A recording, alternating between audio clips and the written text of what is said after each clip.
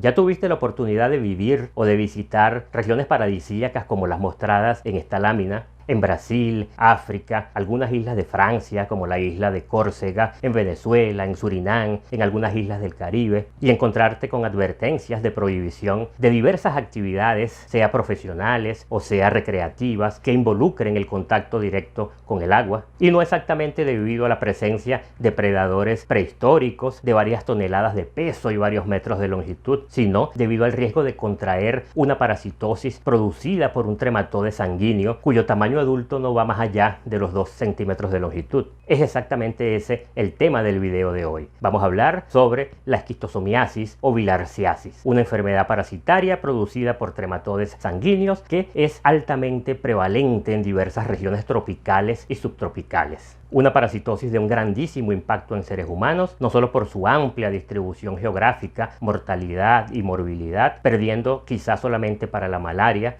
sino también por ser una parasitosis de baja visibilidad. Una parasitosis que está asociada a la falta de saneamiento básico, a la pobreza, a la presencia de hábitos comportamentales que favorecen la consolidación y la presencia permanente de la misma a nivel del medio ambiente, y que por no tener una manifestación clínica evidente de manera inmediata en aquellos individuos que se infectan, tiene poca visibilidad. Por lo tanto, mucho del dinero que pudiera emplearse por los organismos de salud internacional para la prevención de la misma es enviado para la prevención, control y tratamiento de otras patologías, llamémoslas un poco más visibles. Pero antes de dar inicio al tema propiamente dicho, quiero darte la bienvenida a Booster, el canal del refuerzo veterinario. Un canal donde discutimos diversos aspectos de relevancia en salud pública, en salud humana, en salud ambiental, siempre bajo el marco de una salud única. Yo soy Heracles García, médico veterinario, doctor en ciencia y un amante de las parasitosis. Por lo tanto, te invito a continuar conmigo hasta el final del video. Y es que exactamente los parásitos responsables de la esquistosomiasis pertenecen al género Schistosoma, un grupo de parásitos perteneciente a la clase Trematoda dentro de la familia Schistosomatidae del filum Platyhelminthus. Asimismo, algunos otros géneros parasitarios, como por ejemplo Trichobilharzia, u otros géneros que tienen aves como sus hospedadores definitivos, como por ejemplo Ornithobilharzia, Austrobilharzia o Bilharziella, están involucrados en la presentación de algunos cuadros clínicos importantes en personas, como por ejemplo la dermatitis cercarial. Pero en el día de hoy vamos a hablar exclusivamente del género Schistosoma, parásitos que tienen un ciclo evolutivo indirecto, lo que significa que requieren de la existencia de un hospedador intermediario. Y son exactamente caracoles, moluscos, gastrópodas, los responsables de actuar como hospedadores intermediarios de distintas especies de esquistosoma. En estos caracoles, estos parásitos van a experimentar distintos estadios de multiplicación asexual que conllevan finalmente a la producción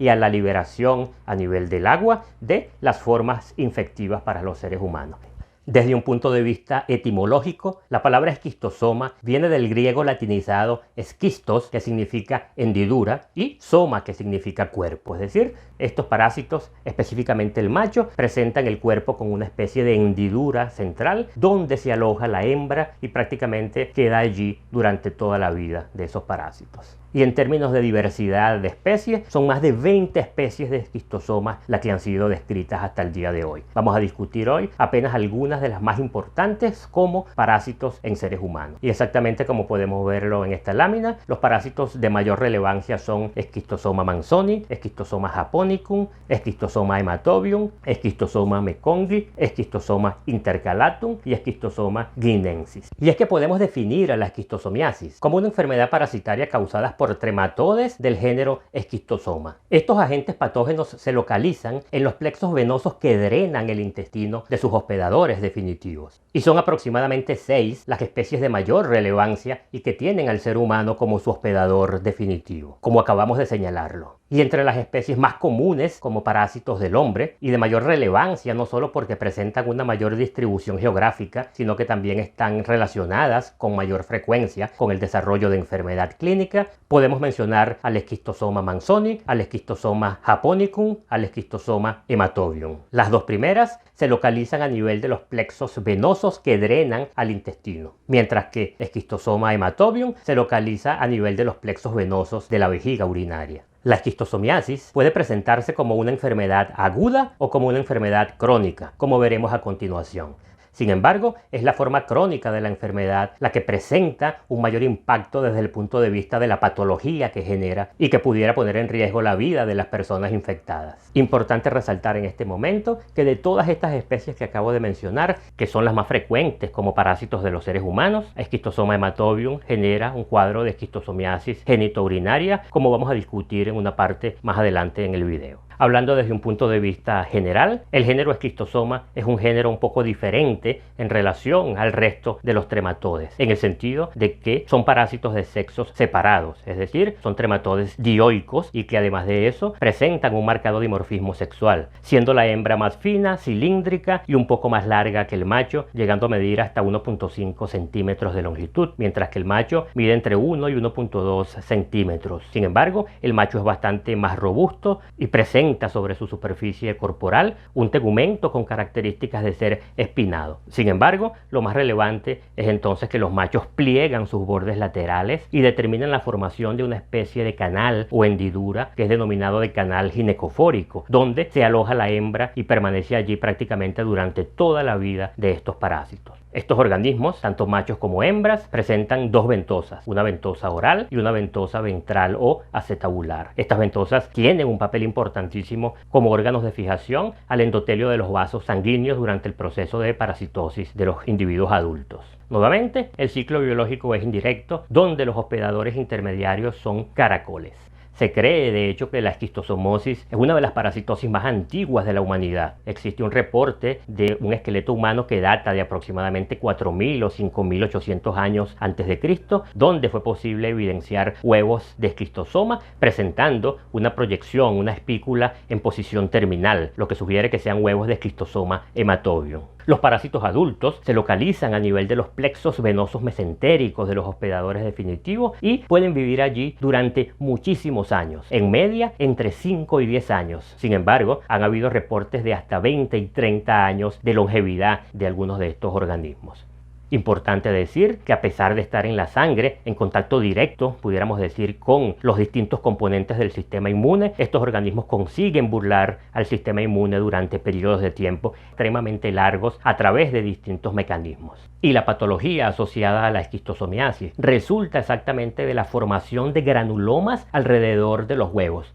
Huevos que quedan atrapados en diversos tejidos y generan allí una respuesta inflamatoria crónica granulomatosa bastante severa, que es al final entonces la responsable de los distintos eventos patológicos que vamos a discutir un poco más adelante. De esta forma, la esquistosomiasis puede presentarse como una parasitosis, sea de curso agudo, asociado generalmente a la migración de las formas inmaduras, o sea de curso crónico, asociado al desarrollo de granulomas en distintos tejidos. Granulomas que van a alterar las funciones de esos tejidos y van a ser entonces responsables de los distintos signos clínicos de los individuos infectados. Nuevamente, esta enfermedad está asociada a la pobreza, asociada a la falta de saneamiento básico, a la ausencia de sistemas de disposición adecuada de las excretas humanas, a la falta de educación sanitaria y a la existencia de algunos hábitos comportamentales que permiten que la enfermedad se perpetúe en los distintos ambientes, como por ejemplo el defecar o el orinar en ríos, en cuerpos de agua o en las proximidades de los mismos, de forma tal que la lluvia pudiera ayudar a escurrir todo ese material fecal y contaminar estos cuerpos de aguas. Si esos individuos están excretando huevos con esquistosoma, esos huevos caerán entonces en esos cuerpos de agua y potencialmente podrán originar las formas que van a infectar a los caracoles y los caracoles originar las formas que van a infectar a los seres humanos en el momento en que ingresen en dichos cuerpos de agua. Es una parasitosis bastante relevante. De hecho, según datos de la Organización Mundial de la Salud, está presente en aproximadamente 78 países, con la existencia de aproximadamente 300 millones de personas infectadas y con un promedio de entre 250 y 500.000 muertes por año, la mayoría de los casos en distintos países de África, con aproximadamente 700 millones de personas en riesgo de contraer la enfermedad. En este sentido, a pesar de esos datos tan relevantes, es una parasitosis considerada de baja visibilidad, debido a que está asociada fundamentalmente a pobreza y lamentablemente en muchas ocasiones no se coloca el interés necesario para su prevención. Fíjense que es una parasitosis tan relevante que el denominado índice Daly de la esquistosomiasis, es decir, el índice de años de vida ajustados por incapacidad, está alrededor de 1.5 a 3 millones de años. Y solo para tenerlo como referencia, el índice Daily de la toxoplasmosis, una de las zoonosis parasitarias de mayor importancia y mayor distribución a nivel mundial, está en el orden de 1.2 millones de años. Recordemos que este índice resulta de la sumatoria de los años de vida perdidos debido a la muerte prematura de personas infectadas por esquistosomiasis, más los años de vida perdidos por diversas condiciones patológicas que limitan o incapacitan a los individuos infectados por esquistosomiasis para ejercer sus actividades laborales o actividades cotidianas. Cuando vemos la distribución de las especies, Schistosoma manzoni es una de las que presenta mayor difusión, siendo presente en la África subsahariana, en el Oriente Medio, en algunos países de América del Sur, como por ejemplo en Venezuela, en regiones específicas de la región costera, en Brasil, en toda la región nordeste e inclusive en la región sudeste del país, en Surinam, en las islas del Caribe, en algunos puntos específicos a nivel de la península arábica. También hay casos esporádicos de Schistosoma manzoni. En el caso de Schistosoma hematobium, algunos focos en el Oriente Medio, pero altamente distribuido a nivel de todo lo que es la África subsahariana e inclusive en algunos países como Egipto, que están un poco más al norte. Schistosoma japonicum está presente en China, Filipinas, en algunas regiones de Indonesia, y a pesar de su nombre, él fue erradicado de Japón en el año de 1976. Otros parásitos menos comunes son Schistosoma mekongi, presente en algunas partes de Camboya y de la República Democrática Popular de Laos, y Schistosoma intercalatum y Schistosoma guinensis, presentes a nivel de algunas regiones de oeste de África y de África Central. Es importante resaltar que estos parásitos, cuando presentes de manera simultánea en un mismo individuo, pueden conllevar a la formación de híbridos por introgresión, es decir, un cruzamiento genético entre parásitos de distintas especies que generará híbridos que pudieran tener algún fitness, alguna ventaja de adaptabilidad. Y de hecho, eso lo vamos a comentar hacia el final del video, porque algunos de los casos observados en Francia son exactamente consecuencia de la existencia de algunos híbridos entre Schistosoma hematobium y Schistosoma bovis. Y quiero llamar la atención también que de todas estas especies que son las más prevalentes en humanos, Schistosoma japonicum presenta un comportamiento muy particular, y es que no solo infecta al hombre, sino que también infecta a animales domésticos, incluyendo gatos, caninos, ovinos, bovinos, bufalinos, entre otras especies, lo que le confiere sin duda alguna una significancia relevante en el sentido de que desde un punto de vista epidemiológico es bastante más complicado abordar el tratamiento y el control de este tipo de parásitos que si solamente infectaran al ser humano, como acontece con algunas otras especies. En el caso particular de Schistosoma manzoni, se sabe que infecta al ser humano y se sabe que algunos primatas no humanos actúan como reservorios de la parasitosis. En esta lámina podemos observar la distribución de la esquistosomiasis humana considerando las diversas especies que acabamos de mencionar. Son básicamente, si ustedes observan, todo lo que es la región tropical y subtropical. En esta lámina, solamente para mostrar nuevamente, según datos de la Organización Mundial de la Salud y la Organización Panamericana de la Salud, la presencia de las distintas especies más frecuentes en el hombre, causantes, como ya lo mencionamos, de enfermedad intestinal, en el caso de las especies allí señaladas, y de enfermedad urogenital, en el caso particular de la especie Schistosoma hematobium. Reseñando nuevamente la distribución de Schistosoma manzoni a nivel de la región norte costera de Venezuela, Surinam, algunas islas del Caribe y en prácticamente toda la región nordeste y región sureste de Brasil, así como en distintas regiones de la África subsahariana, pero fíjense también arriba a nivel de Egipto, debido a la existencia exactamente de cuerpos de agua con corrientes de baja intensidad, pero que permiten entonces el desarrollo de los caracoles que son los hospedadores intermediarios. Y es exactamente esas aguas aunado a la contaminación con heces humanas conteniendo huevos de esquistosomas lo que determina que la enfermedad se instaure en una determinada región y se mantenga allí ese ciclo biológico sucediendo y generándose entonces la endemicidad de esas áreas. Aquí tenemos algunas fotos tomadas del site de la Organización Panamericana de la Salud, donde observamos nuevamente la presencia de caracoles y la búsqueda por caracoles en estos distintos cuerpos de aguas para evaluar la presencia de esquistosomiasis. Y fíjense aquí, inclusive un pequeño arroyo, una quebrada que pasa al lado de unas casas, están exactamente Los investigadores tomando muestras para evaluar la presencia de esos caracoles que son los hospedadores intermediarios de estos parásitos. Pero no solo cuerpos de aguas naturales tienen una relevancia significativa en la endemicidad de la esquistosomiasis. Como podemos observarlo aquí, modificaciones antrópicas que son ejercidas en el medio ambiente, como por ejemplo la construcción de represas, como por ejemplo la represa de Asuán en Egipto para tratar de controlar las aguas del río Nilo, crearon entonces las condiciones necesarias para que esos caracoles se multiplicasen y de esta forma, aunado a aquellos hábitos comportamentales y de mala educación sanitaria y de falta de saneamiento básico que acabamos de mencionar,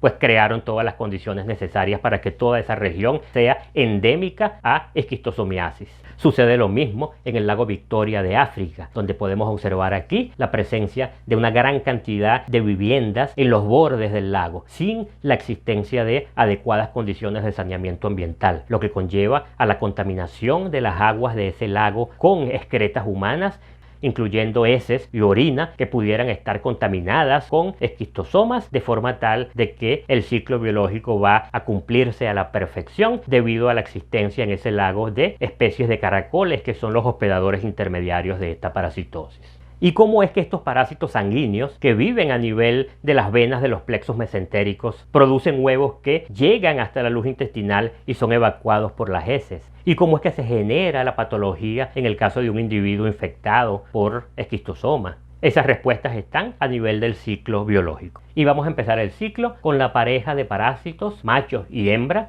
viviendo a nivel de los plexos venosos mesentéricos, adheridos al endotelio vascular gracias a las ventosas que veíamos al inicio. Es allí entonces cuando estos parásitos producen huevos. Esquistosoma manzoni, unos 300 huevos diarios, pero Esquistosoma japonicum, aproximadamente 1000 huevos por día. Y en el caso particular de Esquistosoma hematobium, recordemos que esos parásitos adultos viven a nivel de los plexos venosos de la vejiga urinaria. Y el hecho concreto es que estos parásitos producen huevos a nivel de estas localizaciones intravasculares y ellos empujan o mantienen presionados a los huevos contra las paredes vasculares, de forma tal que estos huevos van a secretar algunas sustancias, algunas enzimas que van a contribuir para el debilitamiento de esa pared vascular. Así, los huevos salen del espacio vascular y terminan ganando, después de algún periodo de tiempo, la luz intestinal o bien la luz de la vejiga urinaria. Ahora, es importante resaltar que ni todos los huevos que son colocados por esos parásitos en esa localización logran cumplir con ese objetivo. Muchos de ellos consiguen salir de los vasos sanguíneos y quedan atrapados a nivel del tejido perivascular o penetran a la pared intestinal o a la pared de la vejiga urinaria, dependiendo de la especie que estemos estudiando, y entonces allí inician la secreción de algunas sustancias que van a ir abriéndose camino entre todo ese tejido adventicio, entre toda esa serosa, hasta llegar a la luz del intestino y poder seguir su curso a través de la vía digestiva. Los movimientos peristálticos y esas sustancias producidas por esos huevos son los que más contribuyen para que este proceso sea exitoso. Debemos recordar que una vez que estos huevos son puestos por la hembra, en un periodo de tiempo bastante corto se genera la forma larvaria dentro de ellos, que son los miracilios, y estas formas larvarias entonces tienen también esa capacidad de secretar sustancias que van a permitir ir lisando ese tejido, ir degradando esos tejidos hasta ganar la luz intestinal o bien la luz de la vejiga urinaria. Así, los huevos que logran ese objetivo biológico y que consiguen salir al medio ambiente mezclados junto con las heces y contaminar el agua, una vez en contacto con el agua, los huevos eclosionan y se libera una forma larval que es denominada miracilio.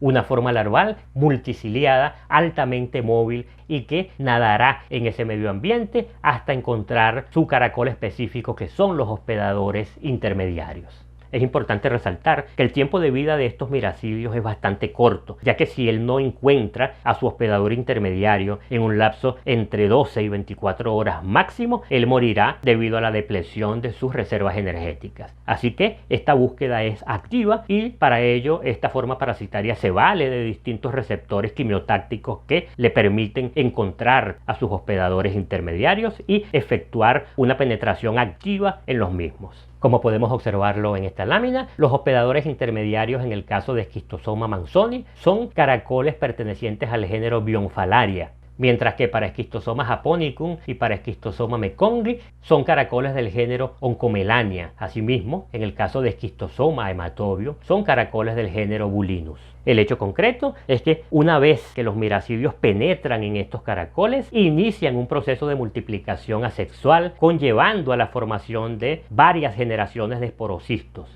Generalmente esporocistos madres que dan origen a esporocistos hijos. A nivel del hepatopáncreas de estos caracoles, estas formas larvarias se multiplican de manera activa, de forma tal que por cada miracidio que consiguió penetrar un caracol, son miles de cercarias que serán liberadas por estos caracoles durante un periodo de tiempo aproximadamente hasta 2 años. Y fíjense la relevancia de esto desde el punto de vista epidemiológico, ya que con un solo miracidio que consiga infectar a su caracol específico, se podrán producir miles de cercarias que van a salir del caracol y van a infectar el medio ambiente. Y exactamente son las cercarias la siguiente fase de este ciclo evolutivo. Es decir, estas cercarias salen de los caracoles y se mueven activamente en búsqueda de un hospedador humano al cual infectar. Es importante aquí señalar que estas formas larvarias, estas cercarias, que son, repito, las formas infectivas del género Schistosoma, ellas presentan unas adaptaciones biológicas interesantísimas que les permiten detectar algunos ácidos grasos producidos por los seres humanos, como por ejemplo el ácido linoleico. Ellas son capaces de detectar estos ácidos grasos volátiles que son liberados por el ser humano cuando se encuentra allí dentro del agua, y entonces ellas nadan en favor del gradiente de concentración, es decir, detectan y se dirigen entonces hacia la fuente de esos ácidos grasos volátiles. De esta forma llegan al ser humano, penetran activamente la piel, pierden la cola. Fíjense que esas cercarias están constituidas por una porción anterior y una especie de cola bifurcada. Ellas, en el momento de penetrar a la piel, pierden esa cola. Ellas utilizan esa parte posterior del cuerpo para moverse activamente en ese ambiente acuático, como podemos verlo en este video, y de esta forma llegar al ser humano, penetrar la piel del ser humano e iniciar entonces el proceso del ciclo biológico ya dentro del hospedador definitivo, que serían los seres humanos.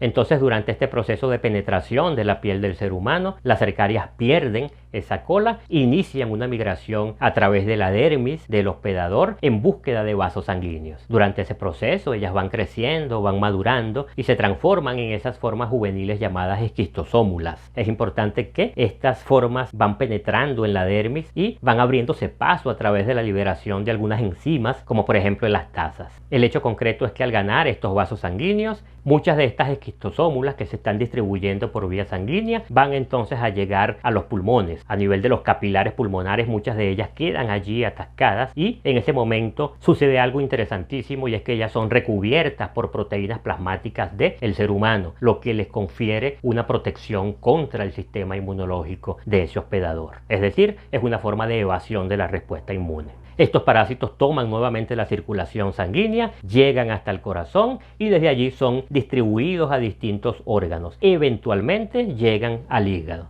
A nivel de hígado, machos y hembras consiguen encontrarse, se fusionan, la hembra entra dentro de la cavidad ginecofórica del macho y permanece allí de por vida. Una vez que esa pareja de parásitos se ha formado, ellos alcanzan entonces el estadio adulto y abandonan el hígado a través del sistema de vena porta, adheridos al endotelio vascular mediante sus ventosas. Es allí entonces donde estos parásitos se dirigen en sentido contrario a la corriente sanguínea y se dirigen entonces hacia las venas de los plexos mesentéricos, sea anterior o sea posterior, dependiendo de la especie de parásito, donde producen huevos que irán a adherir a ese endotelio vascular, irán a presionar contra ese endotelio para que abandonen la circulación sanguínea y se dirijan entonces a ganar el lumen intestinal para ser excretados al medio ambiente y continuar de esta manera el ciclo biológico. Como podemos observarlo en esta lámina, en la parte superior se observan entonces parejas de adultos viviendo a nivel de los plexos mesentéricos. Ese es un ratón con inoculaciones experimentales y en la parte de abajo es una oveja con inoculaciones experimentales en una foto del Museo de Historia Natural de Londres.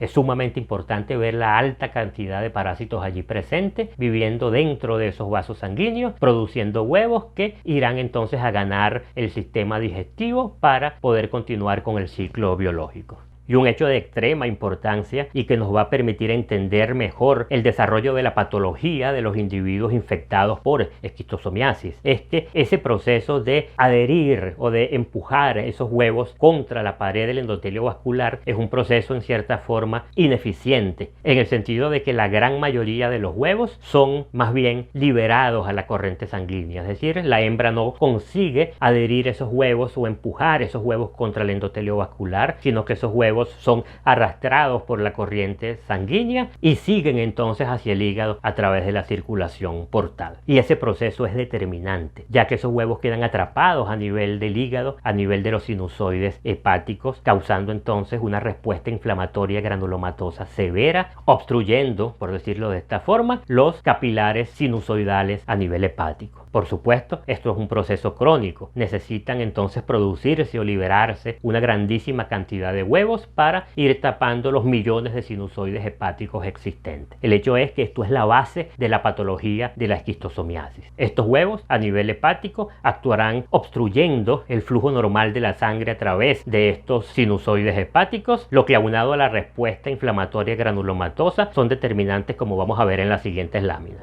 Entonces pudiéramos decir que son básicamente tres los mecanismos de patogénesis en el caso de los individuos infectados por esquistosomiasis. En primer lugar, pudiéramos hablar entonces de la migración de estas formas inmaduras que ingresan en el organismo y que generarán entonces unas respuestas de hipersensibilidad. Seguidamente, cuando los parásitos ya alcanzan el estadio adulto a nivel de esos sistemas vasculares e inician la producción de huevos, el atascamiento de estos huevos en diversos tejidos, aunado a la respuesta inflamatoria granulomatosa, será determinante de la patogénesis. Y finalmente, estos parásitos son hematófagos, es decir, ellos se alimentan de sangre allí en esas localizaciones, lo que contribuye también al desarrollo de cuadros anémicos. De forma tal que la severidad de los signos clínicos de un individuo infectado por esquistosoma estará en función de la intensidad de la carga parasitaria y de la duración de la infección. A mayor cantidad de parásitos, mayor será la pérdida de sangre por hematofagia, pero también será mayor la producción de huevos que se atascarán y en la medida en que la enfermedad progresa, las manifestaciones clínicas van haciéndose más evidentes. Asimismo, el número de huevos atrapados en los tejidos y la respuesta inmune del hospedador a la presencia de esos huevos son determinantes en la severidad de estos procesos patogénicos. Finalmente, la localización anatómica de esos huevos. Si bien es cierto, la mayoría de ellos se quedan atascados a nivel hepático, algunos de ellos pueden pasar a nivel del sistema nervioso central, a nivel del pulmón, es decir, en otras localizaciones, de forma tal que la severidad de la infección estará relacionada con el tipo de órgano en el cual esos huevos están presentes y a la respuesta inflamatoria que contra los mismos el organismo establece. Y finalmente, y es muy importante también, si es una infección primaria, como sucede generalmente con turistas que viajan a estas regiones, o si por el contrario son individuos que viven en esas regiones endémicas y que están constantemente reinfectándose. Y ya habiendo discutido los diversos aspectos biológicos, etiológicos, epidemiológicos e inclusive patogénicos, quiero invitarlos a ver la segunda parte de este video, donde vamos a considerar a la esquistosomiasis como enfermedad clínica, su diagnóstico, su tratamiento y su control. Te pido igualmente que me ayudes a difundir la información de este video entre colegas veterinarios, estudiantes de medicina veterinaria, personal de salud y en fin a todas aquellas personas que pudieran interesarse para que juntos podamos empoderarnos de conocimiento que ayuden a prevenir y a dar visibilidad a una enfermedad tan importante como la esquistosomiasis. Nos vemos en el próximo video.